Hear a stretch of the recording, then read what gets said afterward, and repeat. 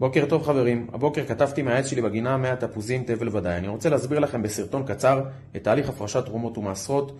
בואו נתחיל. לפני שנגיע לנוסח ההפרשה ששם כתוב לקחת מעט יותר מאחד מ-100, בואו נבין איך מגיעים למעט יותר מאחד מ-100. יש לנו תרומה גדולה לכהן, היא נקראת תרומה גדולה בסגי נאור. מכיוון שמספיקה חיטה אחת מ10 טון חיטה לתרומה גדולה לכהן, ומכיוון שלא מכובד להביא לכהן חתיכה כה זעירה, תקנו חכמים בזמנם שהיו תיאורים לתת 2.5% מהיבול לכהן. אבל היום שכולנו טמאי מתים ואסור לאכול תרומה, אנחנו מפרישים כמות קטנה מאוד שנקראת כלשהו, כי בכל מקרה אנחנו מאבדים אותה.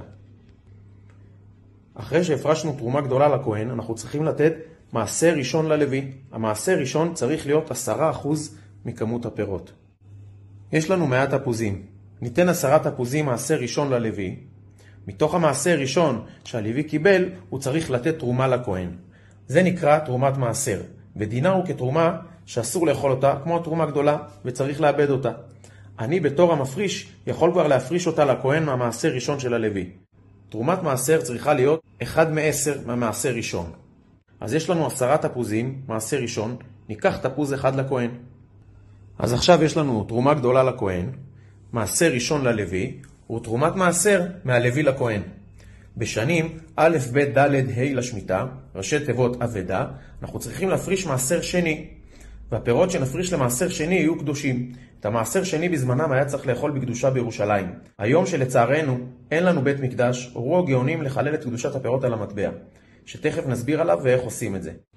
מכיוון שתפוזים האלו חנתו אחרי ט"ו בשבט של השנה הראשונה לשמיטה, הם נקראים פירות שנה ראשונה וצריך להפריש מהם מעשר שני. מעשר שני צריך להיות 9% מכלל הפירות. אז אחרי שהפרשנו תרומה גדולה, מעשר ראשון או תרומת מעשר, נשארו לנו 90 תפוזים. זאת אומרת שמעשר שני יהיה 9 תפוזים. בשנים ג' וו' לשמיטה היינו צריכים להפריש במקום המעשר שני מעשר עני.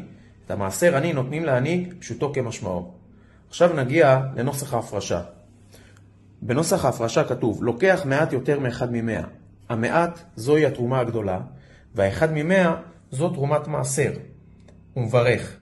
אחרי שברכנו את הברכה, נותר לנו לחלל את קדושת הפירות של המעשר שני על פרוטה. היום פרוטה שווה 7 אגורות בערך.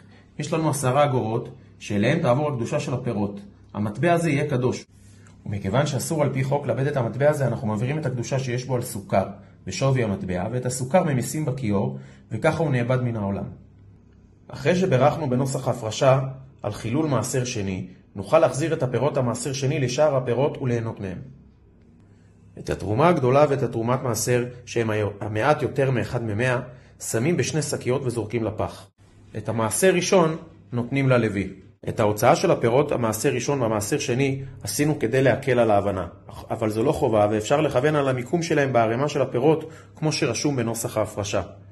שיהיה לנו בתיאבון.